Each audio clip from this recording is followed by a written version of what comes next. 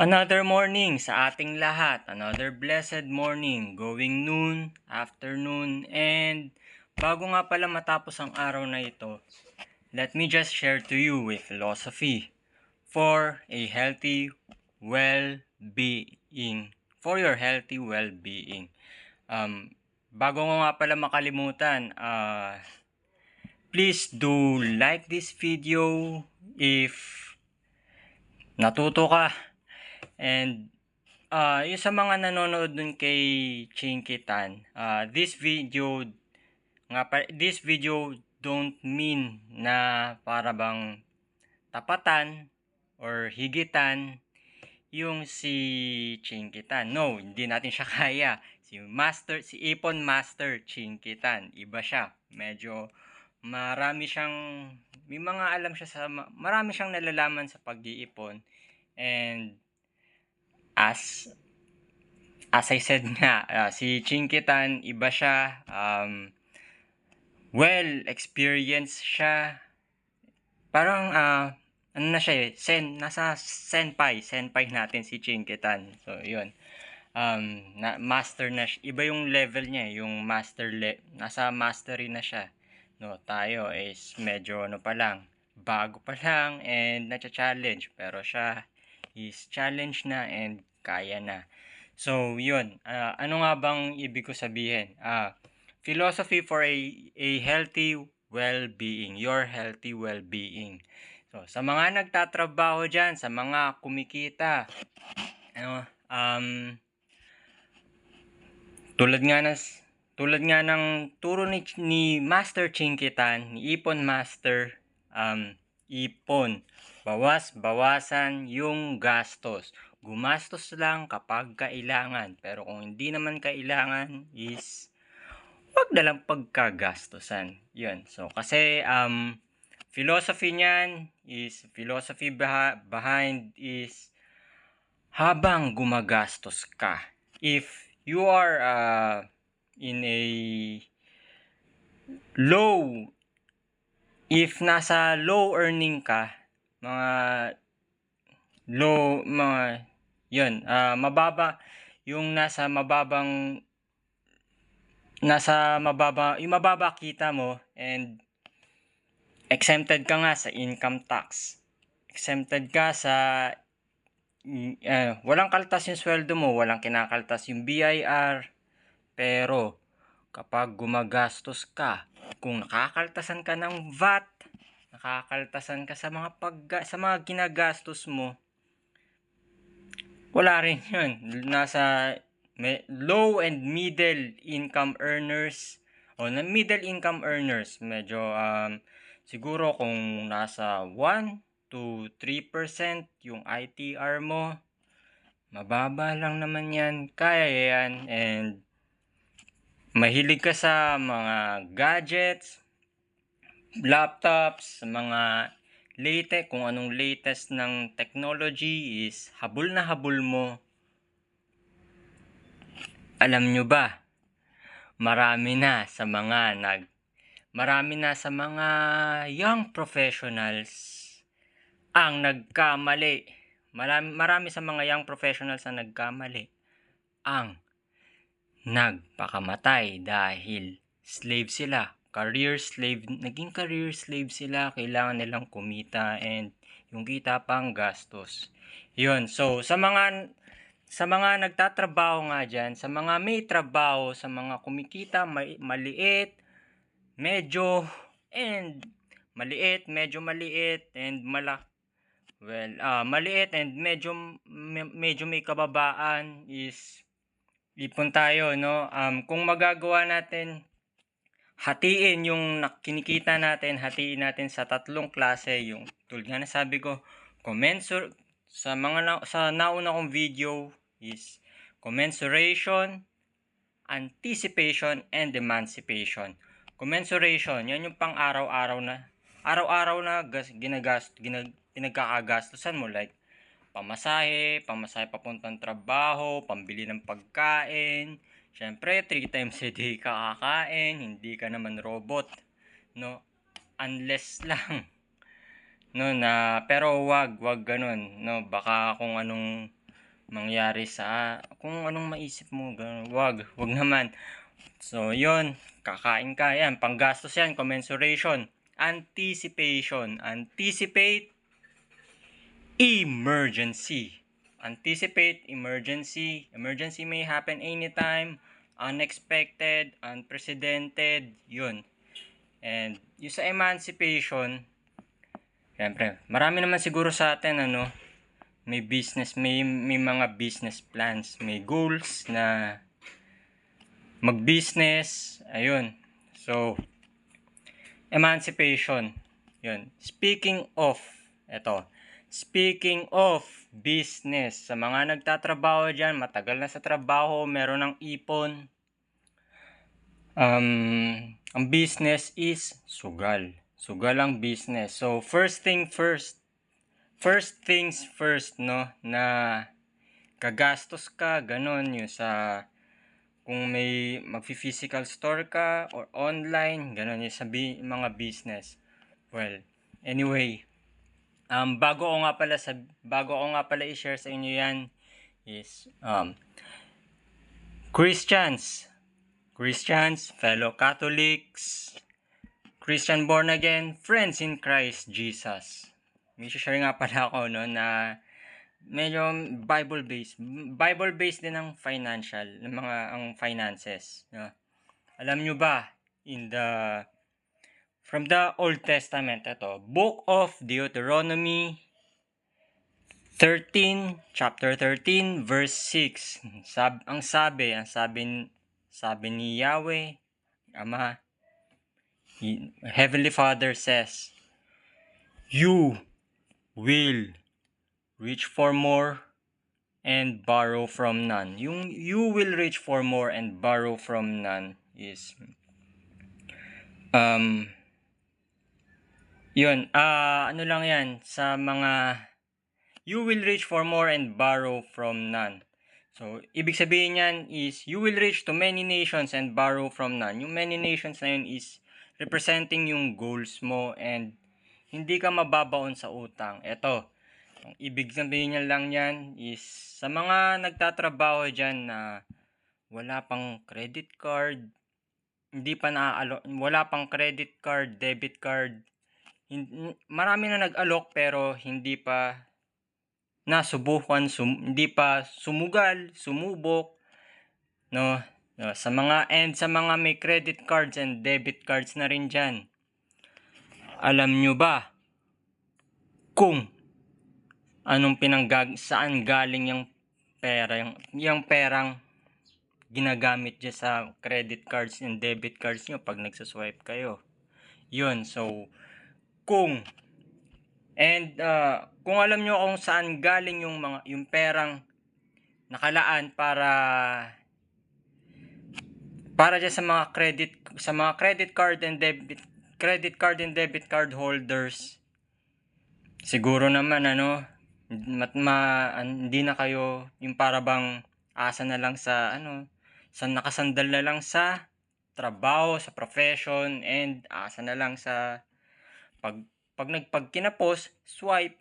Basta yung pag kinapos, swipe lang na swipe. May trabaho naman. Ang lalabagin nyo dyan is love the Lord your God with all your heart, with all your mind, with all your soul, with all your strength. So pag nag-ano ka na is, yun nga, pag nabaon ka na sa utang, side by side, credit cards and debit cards, or kaya yun sa mga big three, yan, si BP. Well, if okay lang, si BPI, BDO, Metrobank, side by side, may utang ka sa kanilang tatlo, or if, nasubukan mo, lahat ng bangko, siguro, no, lahat ng kilalang bangko sa Pilipinas, may mga bayarin ka. Magiging ka niyan, may enslave ka niyan. Syempre, makakalimot kayo na nabuhay ba kayo para lang magtrabaho and gumastos? Nag-aral ka para maging sunod-sunuran sa profession mo. Wag ganon, no? So, Iyon, and ano nga pala, always put God at the center of your life. Put God at the center of your life, ibig sabihin, yun nga, wag kang umasa, wag kang sumandal sa profession mo. Anytime, pwede kang tanggalin. Basta pag may dumating or nag-downsize yung company, anytime, magbabawas na empleyado yan, and hindi maiiwasan na kasama ka sa mawawalan ng trabaho. Yun. Basta pag nag-downsize, yun. No? So, lean not on your own understandings. Yan. Lean not on your own understanding sa mga may credit cards and debit cards na. Lean not. Ibig sabihin, yung nalalaman mo, may limitations yan, and pag nabaon ka na sa pera, ano na, sunod mong gagawin? Nabaon ka na side by side, may utang ka side by side, ano na, sunod mong gagawin? Better lean not on your own understanding dahil pagdating sa pera, pagdating sa gastusin, pagdating sa gastusin, lahat tayo pantay-pantay. Meron lang dyan na, excuse me po, tulad ng sabi ni Lord kay Pedro and sabi ni Lord kay Saint Peter and sa ilan niyang mga disciples bago siya ipako, the people in position will seek possession, and those who has possessions already will seek position to protect themselves and their possession. So, patama po. Excuse me po, pero patama yan sa mga. Ayan, mag-e-election na, election 2025. May nangangampanya na nga, may ilan sa mga politiko nangangampanya na. So, sa darating na election 2025, sino kaya sa mga kandidatong to? Sa mga kandidatong may mga campaign, may mga commercials na sa TV, nangangampanya na. Sa tingin nyo, tatakbo ulit para maprotektahan yung possessions nila. Yun. Kasi nga bale nung time ni Jesus Christ is iniiwasan ng lahat yung taxpayers. Ang taxpayers, walang pinipili yan, walang sinisino yan. Pero ngayon is parang, exempted na lang nasa mataas na position na, exempted na lang yung president. Pero siguro noong araw walang pinipili, walang sinisino yan. Basta puntahan ka ng tax collector, magbayad ka ng buwis mo, yan, ubos yan. So, ganun. Sa mga may trabaho dyan, sa mga kumikita, maliit man, nasa tama lang, hindi naman kami kababaan, is mag-ipon. Alam nyo ba na karamihan sa mga mayayaman, anak mayaman, karamihan ng anak mayaman, sobrang kuripot na. Nagkukuripot, sobrang tipid sa gastos. Naalala nyo ba nung siguro if I'm not mistaken, yung last term ng dating presidente, si Rodrigo Roa Duterte. Last term ni Rodrigo Roa Duterte as Philippine President, bago siya palitan ni BBM, may minura siyang 2 business elites. Yung 2 business elites na yon, sobrang tipid sa paggastos. Ayun. Yung kita nila, kumikita sila milyon, bilyon, 6 digits, 7, 8, 9 digits, pero yung gastos nila nasa ilang zeros lang, mga 2 zeros, 3 zeros, ayun. No, so parang hindi natataksan. Para bang hindi naman sa ano, pero may ano may VAT tayo. So, may VAT sa Philippines, no? In Philippine retail, yung tax, yung VAT na yon sobrang baba na para bang hindi maitali sa mga passive income. Speaking of passive income, no, kung aalamin nyo kung anong dahilan, bakit nga pala namura na PI, bakit nga pala pini-I ni former President Rodrigo Roa Duterte itong mga business elites na to, okay, sina Lucio Tan and Ayala. Yun. So, paano sila pini-I? Ano ang dahilan bakit sila pini-I? No, pero kung aalamin niyo yung side naman nitong mga business elites na to, no, yung passive income, multiple source of passive income. Multiple source of passive income aside from retail, aside from retail and real estates, no? Kung aalamin nyo yan and aaralin nyo, gagawin nyo, siguro, no, hindi naman wala namang mapi-PI si BBM, si President Bongbong Marcos. Baka maipaalala lang ni President Bongbong Marcos na siguro, no, bago sana kayo mangolekta ng mga mamahaling relos, bayad ng tax. Yan. So, bago tumingin ng mga mamahaling relos, huwag naman makakalimot sa magbayad ng tamang buwis sa tamang oras para hindi rin nape-penalty. Yeah, siguro ganun lang si BBM.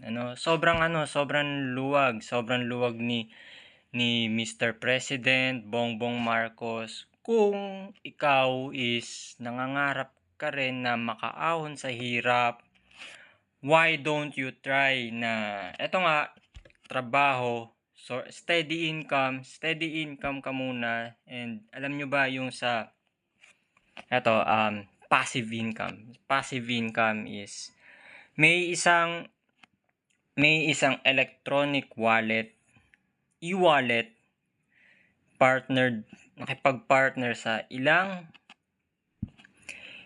financial firms financial firms kung saan pwede ka magkaroon ng passive income. Yun. And direct para bang direct yung makakapag-invest ka, magkakaroon ka ng portfolio sa kanila direct, no, na walang dagdag sa babayaran mo, walang dagdag na financial advisor sa babayaran mo, financial advisors fee sa gagastusin mo. So, ayun, aralin lang natin, kung mapag-aaralan yung passive income, aside from reselling or retail, real estate, or magparenta ng apartment, bahay, condo unit, or clubhouse for rent, car rentals, ayan, magparenta ng kotse. Ingat-ingat lang tayo sa parerentahan natin. Kilalanin natin, huwag tayong maghanap ng customer sa social media. Ayan. Dahil iba na ang hirap ngayon, mataas na ang gastusin, kaya mag-ingat din tayo. So, aside from yung passive income, yung para bang backbone, yung pinaka-backbone ng business dyan is, alam nyo ba, may isang retail giant ang Philippines na yung ang pinaka niya is business strategy. Ang business strategy ng retailer na to is mag-invest magkaroon ng mag-invest sa portfolio ng mga competitors. Ayun, sa competitors sa retail. So, maging ano lang tayo, no? Maging ano, choose to be wise. Sabi nga, sabi nga sa Bible, choose to be wise than the man of all knowledge. For the man of all knowledge, often, for the man of all knowledge, often ends up in distress. Yun ang man of all knowledge. Para mo nai-stress. Yun. And eto, ano ko na rin yung sa Bible-based nga, no? Bible-based na financial, Bible-based na finance, yun. So, sabihin ko na rin na, alam nyo ba, friends in Christ Jesus, Catholics, Christian born again, fellow Catholics, friends in Christian born again, no? So, let's be one in Christ Jesus, no? So, alam nyo ba na sa mga gospel reading, in the book of Matthew, nagpakilala na si Lord as financial coach, mentor. Yun. May isang reading sa book of Matthew na which of you wishes. Ito sa mga nag-iisip mag-business diyan, magsimula ng business ASAP. ASAP ang yaman nyo, ang dami nyong pera, ASAP. Ito, sa mga gusto magkaroon ng business ASAP, slow down and remember this. If you are Christian, if you are a true Christian, not just in your, if you're a Christian, not just in religion, no, but also in life, in your practice, no, na eto, sa mga nag-iisip mag-business dyan, si Lord Jesus Christ, in the book of Matthew, alam nyo ba, nagpakilala na siya as financial mentor, coach, advisor. Kung kasama nga natin si Lord, siya yung kung financial advisor si Lord, kung financial advisor si Lord, ang mura na ng mura na kumuha ng insurance. Iba't ibang insurance. Siguro mura na kumuha ng insurance sa isang insurance company and magbababa ang lahat ng insurance. Kasi nga si Lord hindi siya manghihingi ng pera. Hindi siya manghihingi ng fee. Remember this. Sabi ni Lord Jesus Christ, I do not desire. I do not desire burnt offerings. Yung burnt offerings na yon is para bang sinabi na to sa Old Testament, no? Before si Yahweh, sabi niya na I do not desire burnt offerings. Yung burnt offerings is para bang mag-o-offer ka tapos pagtalikod mo, ay bahala na. I-bless naman ako ni Lord Ganun. So, bahala na. Hindi ganun yun. So, eto na. In the book of Matthew, sa mga nag-iisip dyan mag-business ASAP, sabi ni Lord, which of you wishes to construct a tower without sitting first and calculate how much the cost you need to be able to finish the tower lest, yun nga, may mga passerby na darating, matatawa na lang, nagsimula ng business tapos nagsimula ng construction, ayun, walang pera. Ano kayong plano nitong taong to? Tapos ito, followed by, imagine you are a soldier. Assigned to lead a troops who will be deployed to battle troops of another kingdom. Ayun. Yung another kingdom, ito na nga, inflation rate. Inflation is real. Ayun. So, siguro kung sundalo kayo, tapos si inflation, sundalo din. Nasa giyera kayo, alang hiya. Yung ano diyan is sorry. Yung ano diyan, ayun, sundalo ka tapos set to assigned to lead a troops na yun makipag-ano nga, giyerahan nga. Si inflation is hindi lang basta high power, hindi lang excuse me po, sa mundo ngayon, no? Sa buong mundo ngayon, para bang even in Asia Pacific region, in the whole Asia Pacific region, nahuhuli na Pilipinas, no? Ang mundo ngayon is nasa digital age na, no? Tas para bang ano is, yun nga, ayun, yung nangyayari ngayon sa ibang bansa, Russia and Ukraine, Russia's invasion of Ukraine and Ukraine's para bang yung retaliation ni Ukraine sa pangkukubkub ni Russia, ayun, nasa digital war na. Ayun, imagine, sundalo ka, no? Tapos yung mga ipon mo is parang hindi pa siya enough.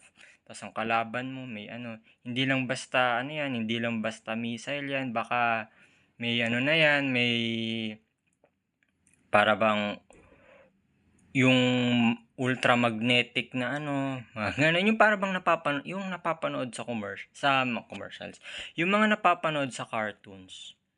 Mangyayari yan in future, no? Siguro yung mga napapanood sa mga animes sa mga robot animes tulad ng Gundam, Zoids. Ayun, kung alam niyo yun. Gundam, Zoids, and yung para bang may mga laser na ang laser ngayon is pang distract lang, no, panira ng mata. Baka sa susunod may isang bansa sa Asia or sa buong mundo makagawa laser. Yung laser is ang laser ngayon parang panira ng paningin yan, panira ng mata. Pero sa susunod, baka may makagawa na ng laser na kayang tumunaw ng kung ano mang ibabala sa kanya. Ganon, ibabala kung ano mang gagamiting bala ng kalaban. Baka sa susunod, meron ng ganon, no? Laser na kayang tumunaw ng tao. Yun ang masama. So, ganon. Whatever your financial status is, ipon, no? Yung gastos, bawasan ng gastos, lakihan ng ipon. So, again, this video doesn't mean na yung turo ni Chinkitan, no? So, iba yan. Master natin si Chinkitan, siya si Ipon Master. Marami siyang experiences.